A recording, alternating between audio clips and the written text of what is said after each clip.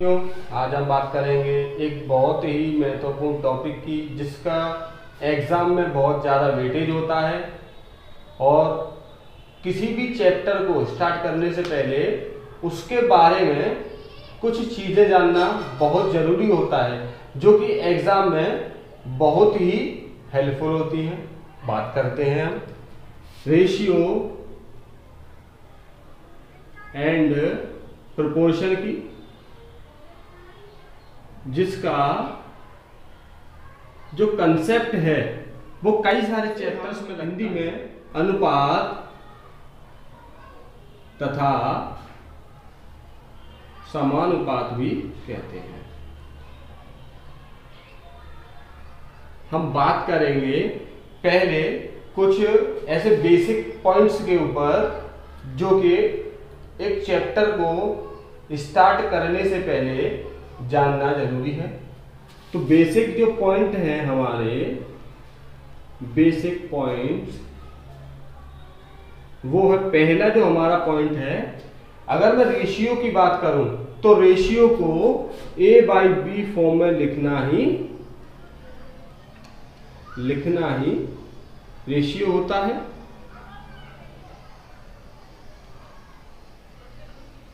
दूसरा जो पॉइंट है हमारा, रेशियो कभी भी फ्रैक्शन की फॉर्म में नहीं होता, फ्रैक्शनल फॉर्म नहीं होनी चाहिए। तीसरा जो पॉइंट है, रेशियो में कभी भी डेसिमल फॉर्म नहीं होनी चाहिए, डेसिमल फॉर्म नहीं होनी चाहिए। चौथा जो हमारा पॉइंट, रेशियो में कभी भी कॉमन टर्म्स नहीं छोड़े जाते हैं।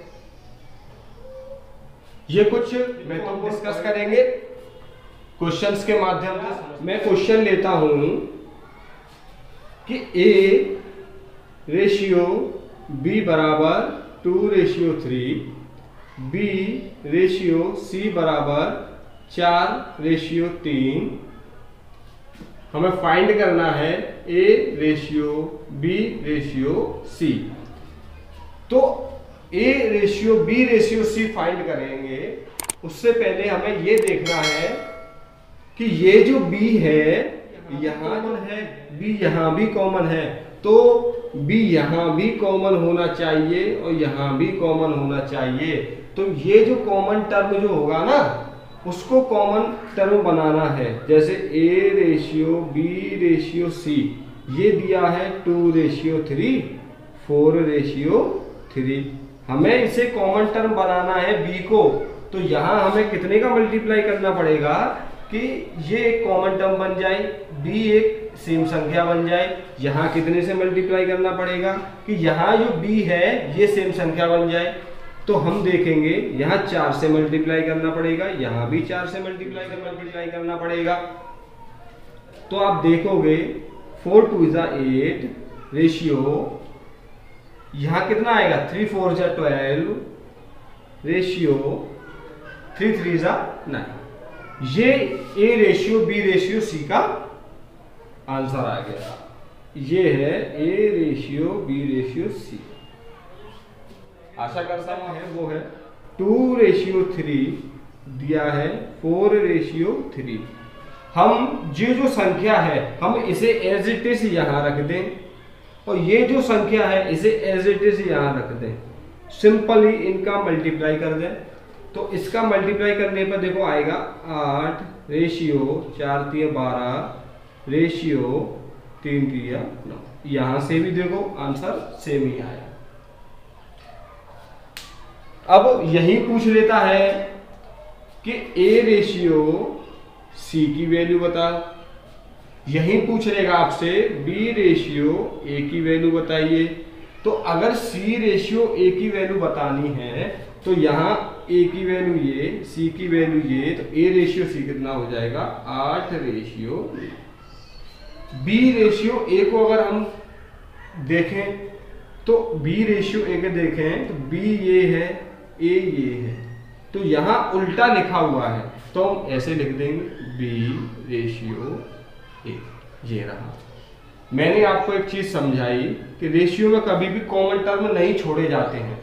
रेशियो में कॉमन टर्म नहीं छोड़े जाएंगे तो यहाँ आपको 4 कॉमन दिखेगा, यहाँ आपको 4 कॉमन दिखेगा, 4 कट जाएगा तो यहाँ आपको कितना दिखा 3, यहाँ कितना बचा 2।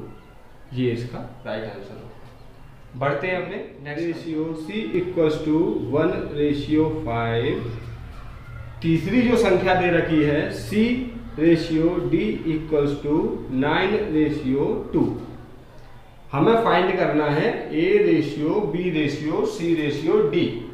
इसे फाइंड करने का 2 तरीके हैं जो कि बहुत ही अच्छे अप्रोच हैं। मैं आपको वो दोनों तरीके डिस्कस करूंगा आपके साथ। पहले अगर मैं निकालूं तो पहले अगर A ratio B ratio C, या तो आप पहले A ratio B ratio C निकालिए, उसके बाद C रेशियो D को यहां कंपेयर कर दीजिए। एक तो तरीका हमारा ये रहा, तो हम पहले इसे देखते हैं, उसके बाद सेकंड अप्रोच डिस्कस करेंगे। 2:3, 1:5 मैंने निकालना बताया। आप कैसे भी निकाल सकते हो। यहां हमें 3 बनाना है क्योंकि यहाँ 3 है, यहाँ 3 है, तो यहाँ 3 बनाने के लिए हमें यहाँ सिंपली 3 से मल्टीप्लाई करना पड़ेगा। तो यहाँ आएगा 2:3:15। ये आ गया A ratio B ratio C का। अब यही हम D और लगा दें तो C रेशियो D भी आ जाएगा। तो C रेशियो D दे रखा है 9:2। तो A ratio B ratio C ratio D कैसे आएगा? यहां दे रखा है 15, यहां दिया है 9, तो इन दोनों का ऐसी वैल्यू लेनी है जो इन दोनों का मल्टीपल हो, 5 और 9 का मल्टीपल हो।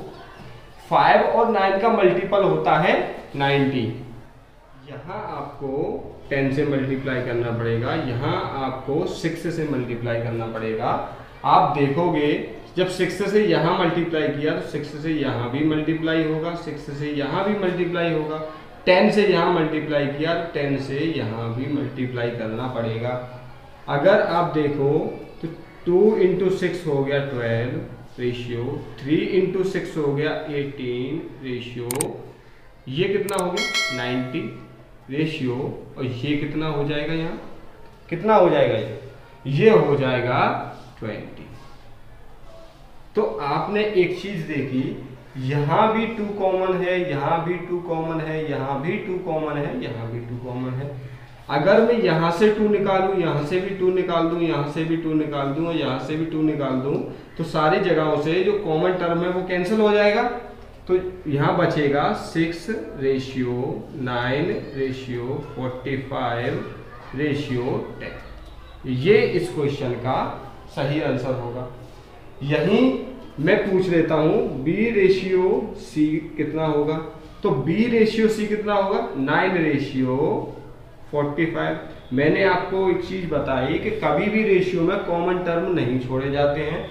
ये 9 का डिविजिबल है, यहां भी 9 है, तो आप देखोगे 1:5 इसका सही आंसर होगा। आपको कॉमन टर्म कैंसिल करने पड़ेंगे। यही अगर मैं पूछता हूं D रेशियो A की वैल्यू क्या होगी, अगर D रेशियो A की बात करोगे तो D की वैल्यू है 10 रेशियो A की वैल्यू है 6। D की वैल्यू 10 है, A की वैल्यू 6 है। यहां भी आपको कॉमन टर्म दिखेगा, तो यहां कॉमन टर्म कितना दिख रहा है, यहां भी कॉमन टर्म 2 दिख रहा है, यहां भी कॉमन टर्म 2 दिख रहा है। 2 को हम कैंसिल आउट कर देंगे तो आएगा 5:3 है। वो बहुत ही इंपॉर्टेंट कंसेप्ट है, और वो है कि एक संख्या देखी होगी आपने A बराबर 1/2B। कुछ इस तरीके के क्वेश्चन पूछे जाते हैं, एंड C बराबर 1/3B ये दे रखा है। अब इसमें पूछा है A ratio B ratio C find करना है हमें।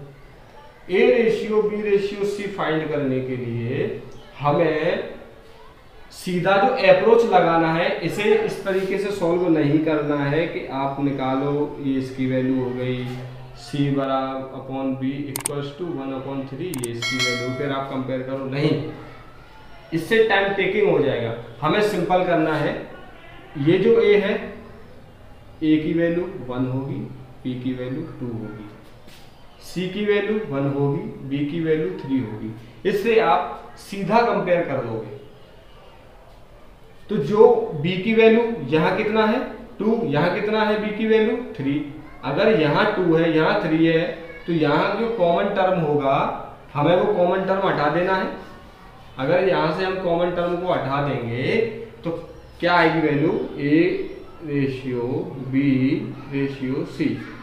आपको यहाँ सिर्फ 6 बना देना है नीचे, क्योंकि b की वैल्यू सेम होगी, b की वैल्यू सेम होगी। यहाँ आप 2 से मल्टीप्लाई कर दीजिए, यहाँ भी 2 से मल्टीप्लाई, यहाँ आप 3 से कर दीजिए, यहाँ भी 3 से, तो 3 रेशियो 6 रेशियो 2 इसका राइट आंसर। अगर आपको कंसेप्ट पसंद आया तो चैनल को लाइक शेयर है, वो ज्यादातर एग्जाम में फेवरेट है, बहुत ज्यादा पूछा जाता है, वो है 2a 3b equals to 9c। इस तरीके का क्वेश्चन पूछा जाता है। तो यहाँ कुछ लोग फंस जाते हैं कि इसको क्वेश्चन को जल्दी कैसे किया जाए। इस क्वेश्चन को करने का जो सबसे बेस्ट अप्रोच है वो है, आप इसे इन दोनों को कंपेयर करके भी कर सकते हो, आप इसे इन दोनों को कंपेयर करके भी कर सकते हो, आप इसे इन दोनों को कंपेयर करके भी कर सकते हो। जो फाइनल रिजल्ट आएगा इन दोनों का, फिर इससे आपको फिर दोबारा इन दोनों को कंपेयर करना पड़ेगा। इसके बजाय आपको सिंपल इतना करना है कि 2, 3 और 9 इसकी एलसीएम ले लो, एक ऐसे लो और सीधा सीधा डिवाइड कर दीजिए। तो इसकी जो कॉमन वैल्यू आएगी वो कितनी आएगी, 18 आ जाएगी, equals to b3b upon 18 equals to 9c upon 18।